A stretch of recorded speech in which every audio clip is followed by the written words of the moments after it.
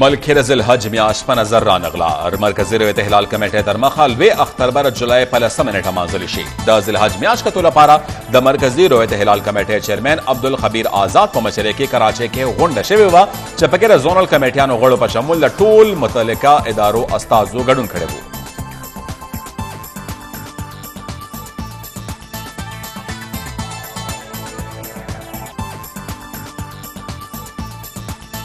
قومی اسمبلی کې د مالیاتي بل کال 2022-23 ترامیم منظور.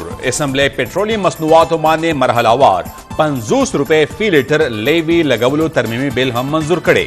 د خزانه وزیر مفتاح اسماعیل ویلي چې دا مهال پټرولیم مصنوعاتو باندې لیوی صفر ده خو حکومت با 50% لیوی عملی کوي.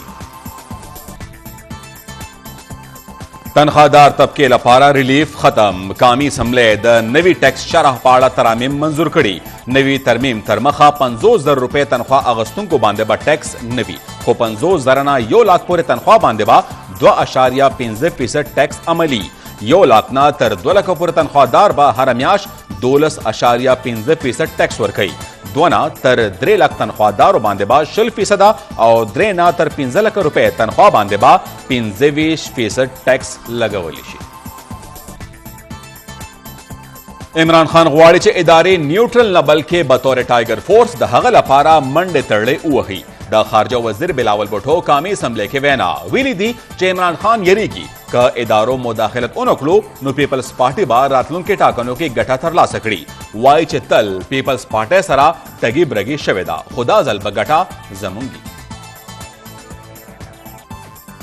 د تحریک انصاف چیرمن عمران خان ویلي چې موجوده حکومت د قرض اغستو لپاره د IMF پوته پرېوتې منت کوي چې قرضه راکړي ګرانې چې څومره وایي سیوا کوو. عمران خان ویلي چې موجوده حکمرانان امریکې د خپل غلامۍ لپاره اقتدار کې راوستي دي. د کرپټ ټولې راتلو سره سم خپل د کرپشن کیسونه هم د لمنځه یوړل. حکومت د روس نه خام تیل اغستو باندې غور و فکر شروع کړي. دې لړ کې پټرولیم وزارت مختلف آیل ریفائنریز ته خط لیکلی. خط کې د روسي خام تیل درآمد کولو او صفا کولو توان په اړه ویلي شوي چې پکې دای هم ویلي چې خپل سفارشات وړاندې کړي. ریفائنریان د خپل ترانسپورت اخراجات د عرب ملکونو نه تیل درآمد متعلق معاهدو او تکنیکی معلومات او سفارشات هم حکومت ته وړاندې کړي. وزیر اعظم میاں شهباز شریف افغان وګړو او تاجرانو لپاره ویزا پالیسۍ کې بدلون منظورۍ په اړه ټویټ کړی. ویلي دي چې اوس به افغان ډریورانو او ترانسپورټرانو ته 48 غنټو کې دننه د 1 کال ملټیپل ویزا جاری کولی شي. د لاهور های کورټ لارجر بنچ د پنجاب وزیر اعلی حمزه شهباز انتخاب او سوګند په معامله د خواستونو اوریدنه مکمل کړي او فیصله محفوظ کړه. دا فیصله به سبا 12 بجې اورولی شي. عدالت ریمارکس ورکړي چې د سپریم کورټ فیصله نشو نظر انداز کولی. موجوده حالاتو کې خواست باندې د سپریم کورټ د تشریح اطلاق کیږي. د تحریک انصاف مشر شاه محمود قریشي خپل پارټۍ ته بد ردې ویلي دي. وایي چې کال 2018 ټاکنو کې خپل ګوند یعنی تحریک انصاف زما خلاف سازش کړی وو او صوبایي نشست باندې ناکامه کړی وو. شاه محمود قریشي وایي که چېرې نن د پنجاب MPA وي نو د صوبې به دا حالات نه وو. وایي دا ګیله مې عمران خان ته هم بیا کړی خو خان صاحب ویل چې ما ته فرق نه پرېوځي. د ډالر قدر کې کمې راغلي. انټر بانک کې ډالر 1 روپے 80 پیسې ارزان شو چې ورسره یو ډالر 215 روپے 60 پیسې باندې ټریډ کیږي. سعودي نظام په وجه ملک سوځي. د حکمرانانو نه اهلی په وجه ملکی معیشت سقوط شوی دی. د امیر جماعت اسلامي سراج الحق بیان وایي چې ملک کې د کرپشن خاتمه هډو له څوک ذکر هم نه کوي. جماعت اسلامي ملک کې د حقیقي اپوزیشن کردار ادا کوي. درې لویو سیاسي ډلو ملک د تباهۍ سره مخ کړی. پیښور کې 2 ورځنی بین المذاهب کانفرنس شروع شوی. د کوم بنیادی مقصد چې مسلمانانو او اقلیتونو ترمنځ مینې محبت او یووالي ته وده ورکول دي. د کانفرنس کې د مختلف مذهبونو مشرانو ګډون کړی.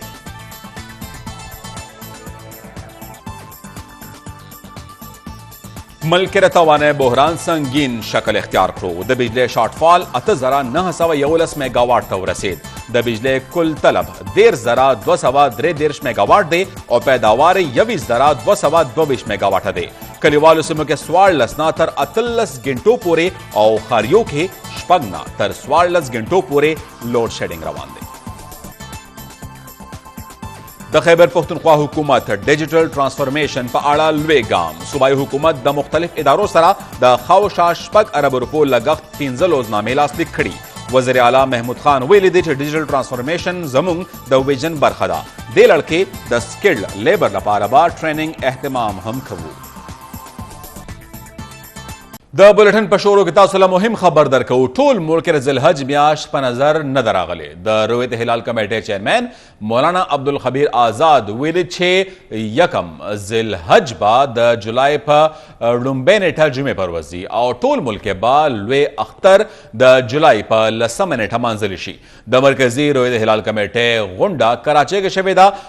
اجلاس نه پس چیرمن عبدالخبیر آزاد خبرې غونډې پر مهال وویل چې 1 ذوالحج به د جولای په لومبۍ نیټې د جمعې پر ورځ وي او ټول ملک به لوی اختر د جولای په 10 نیټه مانځلی شي.